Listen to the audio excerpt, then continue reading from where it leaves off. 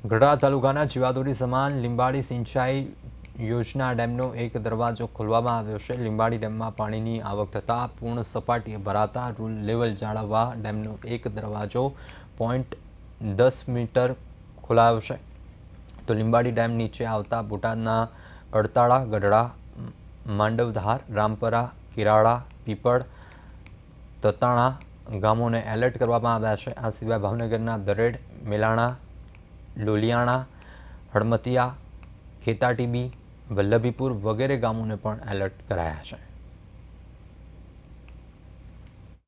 હાલ લીંબાડી ડેમ સંપૂર્ણ ભરાતા અને એનો રૂલ લેવલ જાળવવા માટે અને હજુ સુધી વરસાદનું પાણીની આવક હોવાથી લીંબાડી સિંચાઈ યોજનાનો એક દરવાજો 0.10 મીટર ખોલવામાં આવેલ છે અને બોટાદ જિલ્લાના અને ભાવનગર જિલ્લાના 14 ગામોને અમે એલર્ટ કરવામાં આવે।